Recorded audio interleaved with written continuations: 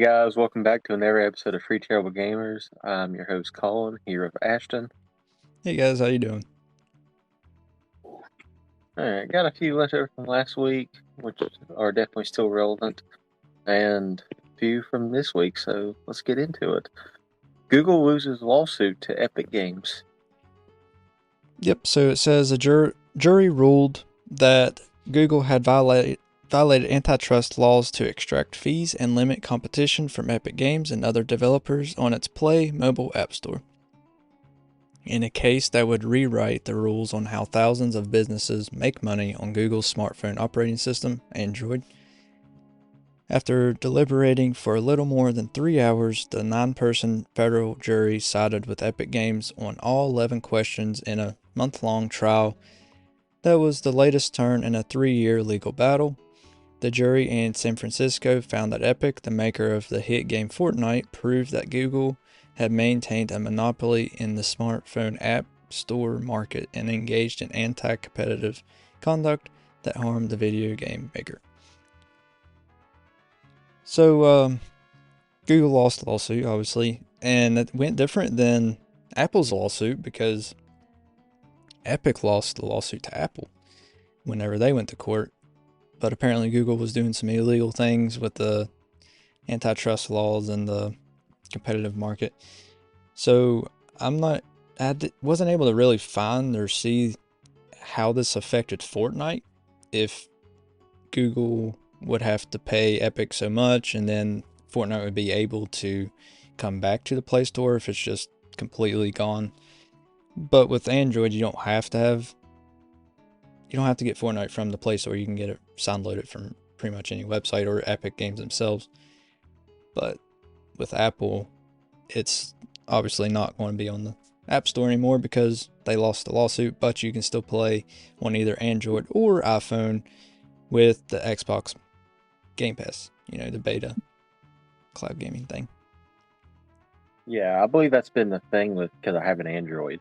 I believe that's been the thing with it was once upon a time it was on the Play Store, and now it just all of a sudden disappeared one day. And I think that's what part of the thing was because Google was like, they didn't necessarily want to share the profits with Fortnite because they was purchasing it through their system, and that's where the illegal side came into it from, because they was like, okay, I understand this. So that's whenever Epic sued them, was because initially Google was just like, I understand they're buying V-Bucks, but they're buying V-Bucks through the Play Store, so therefore we shouldn't have to pay you. Right. And that's where a lot of play at. Right, and that's kind of what it was with Apple too, because Apple keeps 30% of all purchases made on the App Store. So that's why they sued Apple as well. But Apple ended up winning, Google lost. Not sure what was different there, but they sided with Apple in their lawsuit, but Google did something different that was wrong. I mean, not necessarily that too, but I'm going to kind of make it seem like because I mean, it technically was a jury to an extent because it was a 9-person jury. But so how that would work if like it was like a criminal trial or whatever, where normally you can't trial the same person twice. They're technically trying two different people, but they got practice now. They knew where their mistakes landed them with Apple, and then so they was able to make different points for the Google thing, and I think that's what made the difference on this one. Yeah, Because I mean, it is the same concept, but instead of them being like, oh, okay, we lost it once and we're not ever going to try this again, it's one of those things where we're just like, okay, we can definitely try this because we know where we messed up the last time and everything else.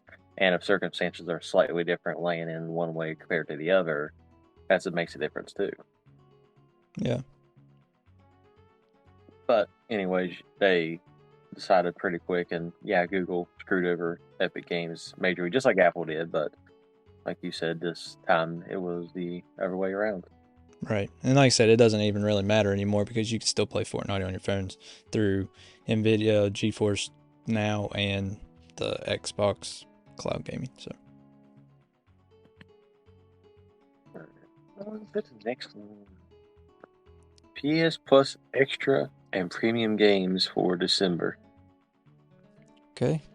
We have GTA 5 for PS5, PS4, Stranger of Paradise, Final Fantasy Origin, PS5, PS4, MotoGP 23, PS5, PS4, Metal Hellsinger, PS5, PS4, Salt and Sacrifice, PS5, PS4, Tinnikin, PS5, PS4, Shadowrun Returns, PS5, PS4, Shadowrun Dragonfall, PS5, PS4, Shadowrun Hong Kong Extended Edition, PS5, PS4, Moon Scars, PS5, PS4, Gigabash, PS5, PS4, Grime, PS5, PS4, Proteus, PS5, PS4, Mega Man 11, PS4, Mega Man Legacy Collection, PS4, Mega Man Legacy Collection 2, PS4, Thrillville, PS5, PS4, Thrillville Off the Rails, PS5, PS4, Buzz Lightyear of Star Command, PS5, PS4.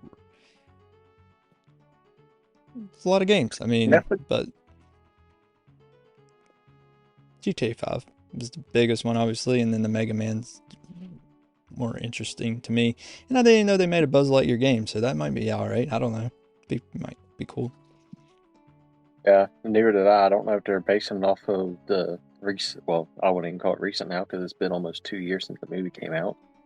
But there was the Buzz Lightyear movie. Don't know if it was based off of that or based off of Toy Story itself. Maybe. I would assume it's probably based on the new movie. Probably. But yeah, a ton of Mega Man games and a crap ton of Shadowrun games.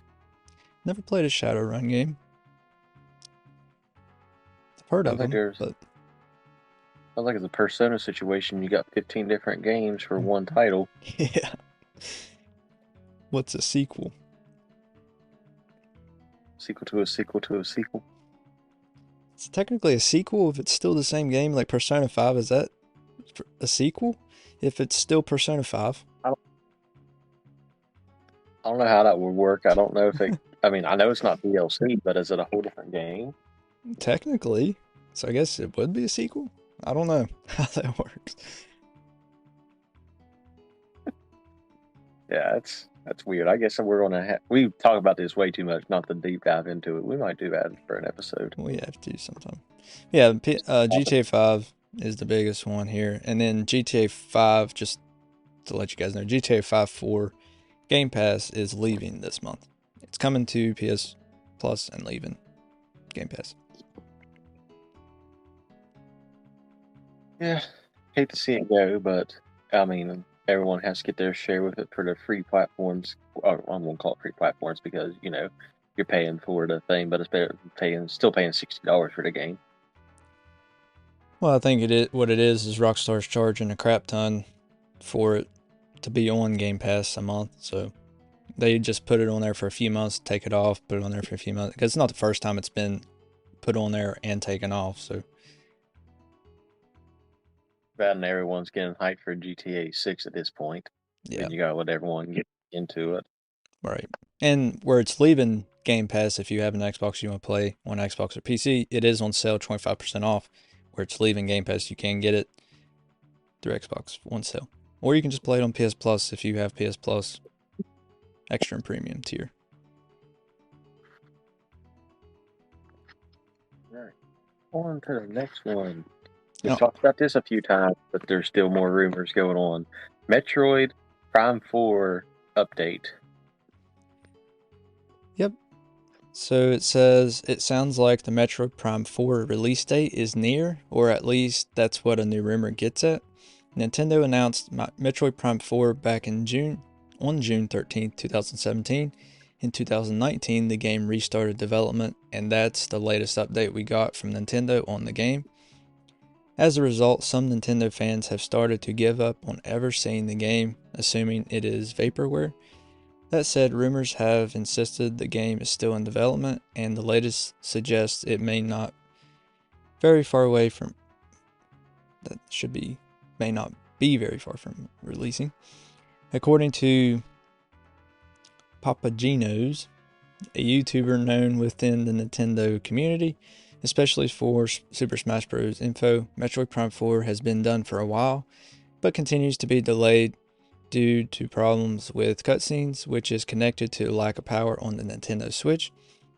To this end, it suggested it could end up being a Nintendo Switch game for this very reason. No, Nintendo Switch 2 game. So apparently it's done, according to the rumor. If it actually is or not, who knows. But apparently it's done, but just the cutscenes are too powerful for the Switch, which they could figure it out. But I think I said it even last episode. I think it's going to be a launch title for the Switch 2, but release on both consoles. But people's been really excited for this game, for a long time, since 2017. And then 2019 is the last time, like I said, we've heard anything, so people think it's just been canceled. But apparently not. Minus like the subtle hints that he was throwing on like the couple of Nintendo Directs, how they had like the Samus symbol and people was like freaking out over it. Right, yeah. Thinking that was going to be a reveal thing. But yeah, other than that, there ain't been nothing crazy since 2019. Like I said, other than like little subtle hints in the Nintendo Directs being Samus icons for the thing. But yeah, it's cool that they're potentially going to do it. Do you think it's going to be one of those situations where they bring it to the Switch 2 first, then they do a port for the Switch later? And it's like kind of like a Hogwarts Legacy situation. Since it's too powerful, they have to dumb it down. I think it'll be released both same day, because Nintendo, they can figure it out. They could even do kind of like, I wouldn't say two separate versions, because kind of like Twilight Princess, because the GameCube version and the Wii version, not necessarily exactly like that, because that's just controls and mirrored and everything. But in this circumstance, I think it would be the cutscenes on the Switch version may be a lower resolution than the cutscenes on the Switch 2. But other than that, everything would be the same. So if they're having trouble with the cutscenes, they could take it down to 720 or even 480. It might not look the best, but you do 480 and then upscale it maybe a little bit and make it look a little better in order to get it to run on the Switch. But I'd say if they dumb it down to 720 on the cutscenes, it should run fine on the Switch. Because 720, it runs 720 in handheld mode natively anyway, so. Yeah, it would make sense. It would work. It would look a little bit worse on TV, but you're not going to tell that big of a difference in between it. No, and the reason I'd say that they won't do a Hogwarts Legacy thing, like release it later, is because it's made by Nintendo themselves. If it was made by another company, maybe, because the other company wants to get it out for the other consoles first, make their money, and then just release a Switch version later. But with it being Nintendo, I think they'll release it on the same day. Yeah, that makes more sense. That was still wishful thinking. Well, not really wishful thinking, but it makes sense to an extent, but yours makes sense as well. Yeah. Yeah, well, who knows? It is Nintendo. We've said that 100 times. You never know what they're going to do. Yeah, they make some weird decisions sometimes. Yep, sure do. Alright, on to the next one. Netflix is bringing Sonic Mania to mobile. Yeah, so we talked about Netflix and gaming a couple episodes ago, and they're back now with Netflix. Started off its experiment with mobile games with just a handful of options, but over time we've seen a ton of big releases in the catalog. Netflix announced another batch of games coming to Android and iOS, including Sonic Mania Plus and many more. In a blog post today, not today, it was like last week, Netflix announced that it would cross 86 games available by the end of 2023, with over 90 more incoming. That includes the major launch of the first 3 GTA games, like we talked about, on Android and iOS, which hit respective mobile stores last week. The big announcement today, or last week, is that Sonic Mania Plus, the hit console game, is coming to Android and iOS next year. Arriving as a part of Netflix's catalog, Sonic Mania Plus brings the revived 2D Sonic the Hedgehog gameplay to Android and iOS. Sonic Mania, the version released across Nintendo Switch, PC, and consoles back in 2017, was a well-received hit and saw the Plus edition launch a year later in 2018. So Sonic Mania Plus or Sonic Mania, either one. I mean, it's a really good game. I've played the Switch version, and it doesn't really matter what version you play. I mean, the Switch handles it fine. It's a 2D Sonic game, so it's really fun. So if anybody has not tried it, go play it for free on Netflix if you have a Netflix subscription when it comes out next year. Yeah, and it's what the difference between Plus and the normal one was an Encore mode, wasn't it? I believe so, yeah. Which, I mean, that just seems weird to me in a gaming sense. Have you played it? I haven't played it at all. It's fun. I mean, if you like 2D Sonic games. I did it. I still had a bad taste in my mouth from what was the one that came out when the Switch first released? It was the 3D Sonic. Can't think. Sonic Forces? No, yeah. I don't think so. Maybe I was going live looking. He had a handkerchief around his neck. He looked stupid. I think it was Yeah, based off a TV show or something they had at the time. They've had so many bad 3D Sonic games since Sonic Heroes, pretty much. Sonic Colors was the last good one. Maybe Sonic Unleashed or Sonic Generations, but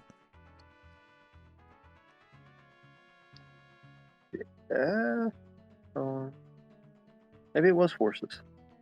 Yeah, it was Forces. Okay. But yeah, Forces left the extremely bad taste in my mouth whenever, because I got it with, that was actually the game I got with the Switch whenever I got it. I thought it was. Like I said, it bugged out on me. I couldn't even get past the first boss because it bugged out and crashed the whole entire thing. I wasn't playing through the whole first level again. Well, first set the levels just to get back to the boss. That's how mad it made me, and haven't played it since. And honestly, other than on the Sega, like the Sega Genesis side of things, I haven't played a Sonic title since anywhere. Yeah, like I said, some of the 3D Sonic games were just trash. Like the Wii ones were trash, except for Sonic Colors. And then on the 360, they had Unleashed and Generations that were okay, but I can't remember. Something of the Rings was trash on the Wii, and another one was trash. So the last 3D one I remember playing that was any good was Heroes. Yeah, Heroes is good. I like Colors pretty well. Unleashed, I haven't played a whole lot of it. I haven't played Generations at all, but I've heard it's good. But Colors on the Wii was good. This is the last one I've played that I know for sure that was good. I mean, apparently Frontiers is good too, but I haven't tried it out yet. Yeah, I'll probably try out Mania whenever it comes to, or Plus, whichever one winds up doing on Netflix whenever it comes out. But yeah, they sent it up such a Sonic title. Yeah, what do you have to lose? It's free if you have Netflix anyway. So if you don't like it, it'll still be free. My phone plan pays for it. Yeah. Or my phone plan. It's still free. Oh, yeah. Alright, on to this week's topics. Nintendo is raising game prices once the Switch 2 comes out. Yes, it says Nintendo Switch 2 games are reportedly going to be more expensive than current Nintendo Switch games. Nintendo has yet to officially announce its next console, but according to a plethora of rumors and leaks, it is a successor to the Nintendo Switch and releasing next year. And when you consider the massive success of the Switch, that isn't that surprising. That said, while the Switch 2 may end up being a similar in concept and design to the current model, it's releasing in a far different and more hostile economy. Out of control inflation has made everything more expensive, including the cost of making and shipping games. It's also devalued the money that is made on the sale of games. As a result, everyone has been increasing the price of their games, minus Nintendo, but as that is apparently changing. So the only game that Nintendo's charged $70 for is Tears of the Kingdom, because they said that they felt like that was a $70 game, which I agree with. I mean, there's a lot in that game. Now, any other Switch game, I wouldn't see them charging $70 for. and that's the only one they've done since, because they've came out with a few new games like Mario Wonder, Pikmin 4, and they've been $60. But Xbox, we good. kind of predicted this back when Tears of the Kingdom came out. We said Tears of the Kingdom was definitely going to be a test for Nintendo to see if they could put $70 games around and see if people would buy them. So, I mean, it just makes sense. And like I said, we kind of called it, what was it, 7 months ago? Yeah, that's crazy. So, I mean, yeah, we knew it was coming. It was just a matter of time, but they're going to wait until the Switch 2 does come out to start increasing prices. But all the Nintendo Switch 2 games are going to be $70 at least.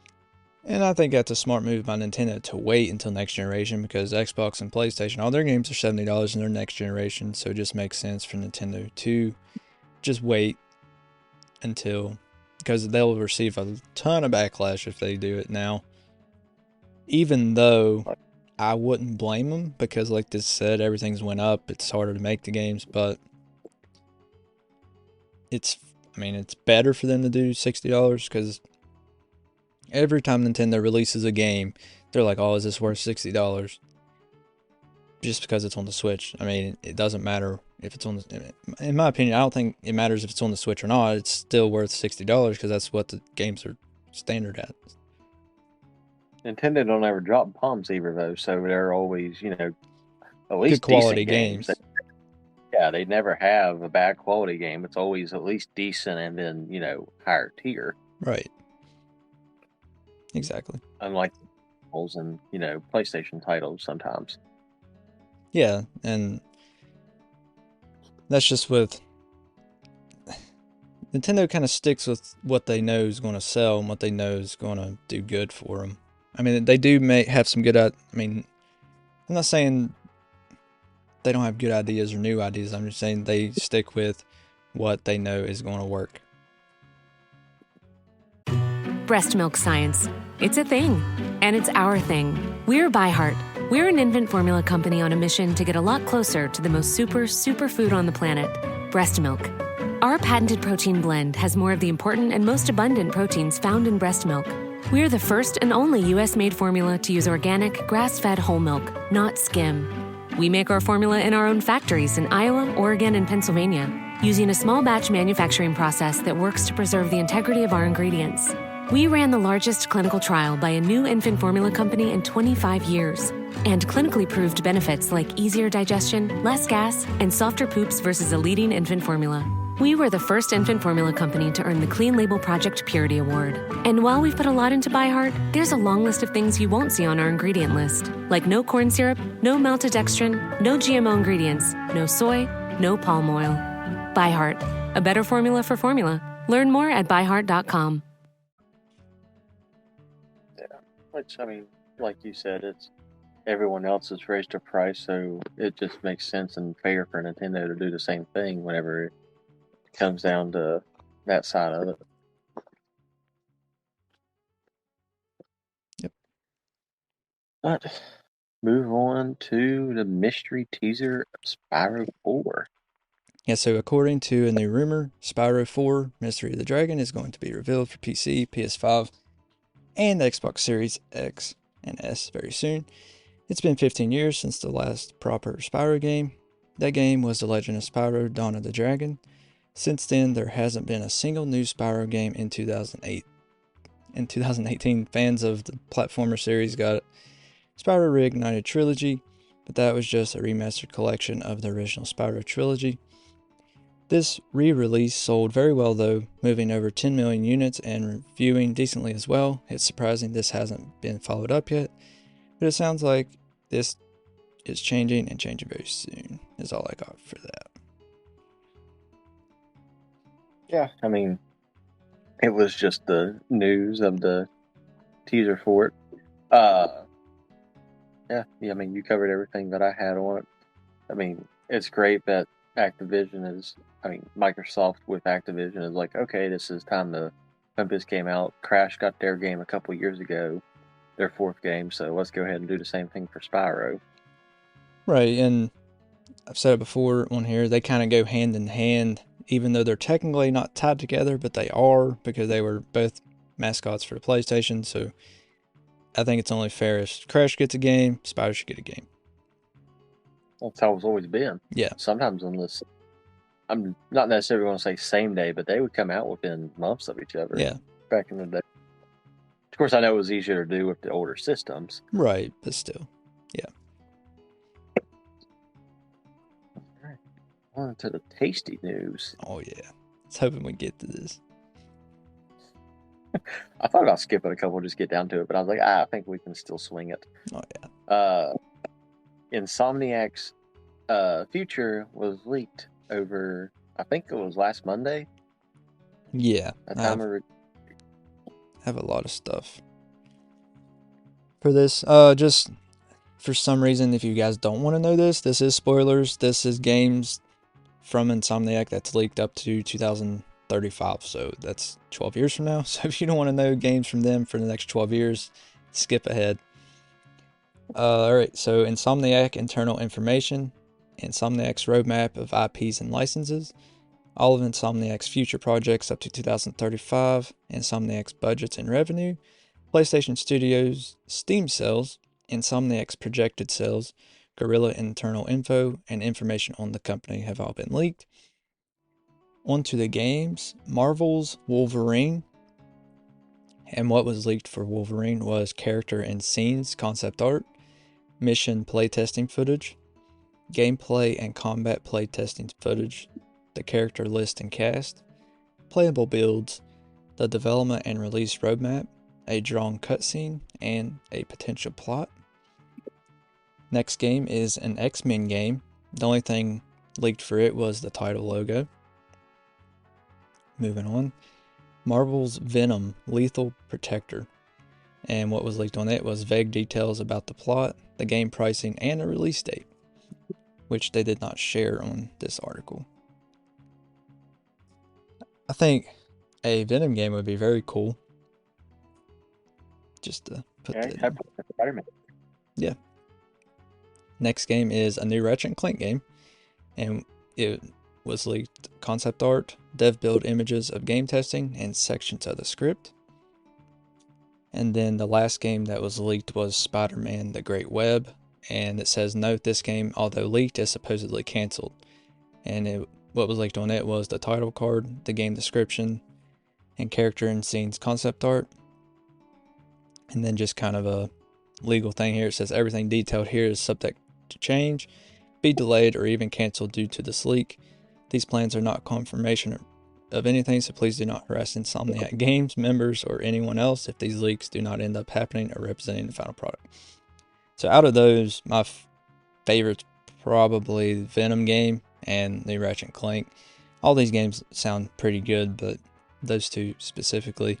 And apparently the Venom game's pretty much done. So I can't remember the exact release date. I think it was within the next 2 years, so 2024 to 2025, it's set to come out. So, and this was because they had a ransomware company that said, pay me $2 million or we're going to release everything that we have. Yep, and they did not pay the $2 million. They were warned. I mean, it sucks. I like Insomniac, so I hate to see this happen to them, but it wasn't just Insomniac. It was, Sony owns Insomniac, so Sony that was supposed to pay the $2 million, and they didn't. Yeah. I got some on the other side of it actually opposed to the game because I knew you had all the game stuff down to the thing, so I figured I'd have something a little bit different than you this time. So when I said their future leak, it got first reported by Cyber Daily.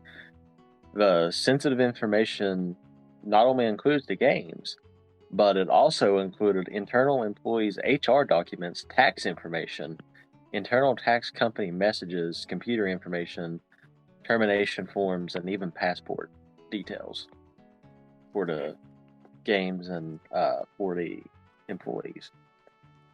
So the fact that personal information too. So it was able to personal information too, not just gaming information. Right. And even releasing personal information of some of the workers and stuff, which sucks even worse. Mm-hmm. But now we know PlayStation won't pay $2 million to keep everything in their wraps. Keep their employees confidential. Yeah. So definitely don't go after the Insomniac employees, since literally they just got their tax documents just released on the internet. Right, yeah, I mean, like I said, it sucks. I feel sorry for them because Insomniac's one of my favorite studios in PlayStation. Them and Naughty Dog are my two favorite, I would say. So I have a lot of respect for them because they make good games. And it sucks to see something happen to a good studio that releases high quality games, because that's not a given anymore. High quality games, I mean. So. But the Wolverine game seems pretty cool, but I think we mentioned it before way back when it was first rumored. Yep. And hopefully they decided to make it the M title game, because I don't think I don't think the rating got put out, because obviously the ESRB does that, not PlayStation or Insomniac.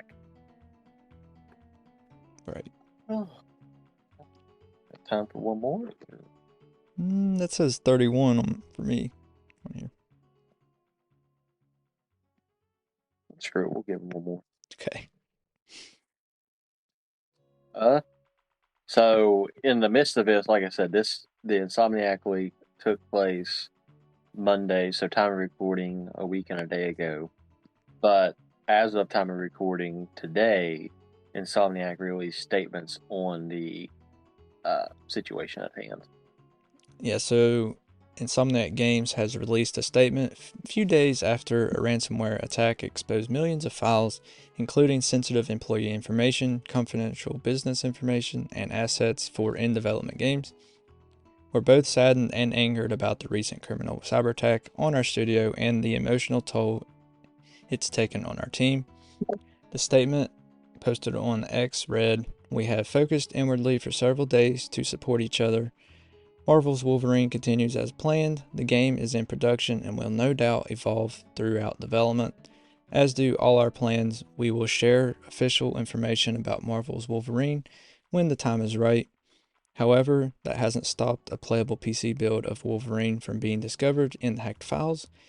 There are warnings for potential game spoilers regarding to would-be pirates, as downloading it could result in legal action from Insomniac, as well as the threat of build containing hacker-implanted malicious software." So that's the statement from them. I mean, like I said, it sucks, but at least they're just working forward. And I was hoping that this would not affect any of their games, because, they could just scrap all their games that have been leaked, but it seems like, at least for Wolverine and hopefully for the other ones as well, that they're just going to keep going with it, even though it's been leaked. Yeah, I'm glad they're handling it the way they're handling it, which I think that's kind of down to an extent too, because right when I had sent you the things, another topic came up, is Sony is planning on laying off 50 to 75 people by March 3rd from both Sony, PlayStation, and Insomniac companies. So it's not only did their information get leaked, they're going to get laid off too. Yeah. So here's all your tax documents that got released online. Now you're not going to have a job by March 3rd. Yeah, that sucks. Good job, Sony. Like I said, I literally seen that right after I told you, oh yeah, this is what we're good for this evening. Then I literally it said released 50 minutes ago. I'm just I'm going to just add this in as the very end, because it obviously goes with it. Yeah. But yeah, Sony, even though they had a ransomware attack on them and had some of their employees' documents released online and everything, some of those same employees have chances of being laid off by March 3rd. Yeah, that sucks. That definitely sucks. So yet again, another gaming company laying off employees. This time, not blaming the consumer base, but doing people that potentially just got their tax information released online, personal information. Yeah, and then, Bungie done it, and they're owned by Sony now. I mean, it wasn't really Sony's fault there because they just bought them, but still, it's still a Sony property now. Well, Bungie actually wasn't in the list of things unless they're underneath them. I mean, I know they're underneath the Sony umbrella, but it specifically said Sony employees, PlayStation employees, and Insomniac employees. Yeah. So yeah, I guess pretty specifically. Right. Yeah, but we talked about Bungie a month ago or so, laying off people, but that sucks for Insomniac, but they're having a hard time. Don't surprise me, though. No. Definitely don't think PlayStation's going broke anytime soon. No, I mean, that's what I don't get, is gaming, 2023 was a really good year for gaming, but yet they're laying, I mean, a ton of people off from all the different studios and stuff. It's like when they finish the game, they're like, oh, we don't need you anymore. You know, we're starting over on a new game. We don't need all of you, just some of you. It's kind of dirty doing it that way. Yeah, look who we're talking about. Yeah. They've never been known for making good trades or good decisions with other companies or people in the past. Yeah, and like I said last episode, it seems like the only company that's not facing this with internal studios or anything is Nintendo.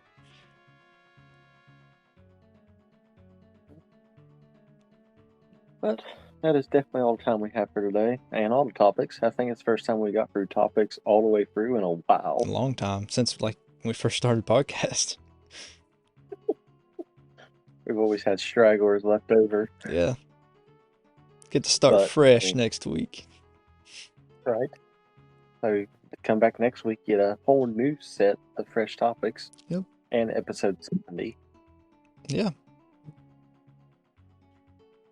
And YouTube, Discord, Twitter, well, I guess X now, TikTok, Instagram, Twitch. Yeah. Twitch. Got merch on Redbubble. Yep. Listen to us wherever you get the podcast at, or where you listen to us right now. And got sponsored by BetterHelp. Yep. In the description.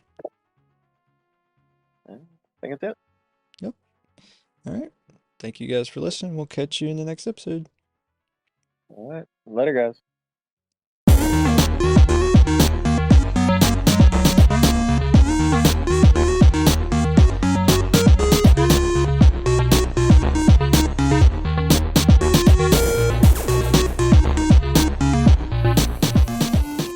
Selling your car to Carvana is as easy as... As easy as pie? Sure. All you have to do is enter your license plate or VIN. As easy as a stroll in the park.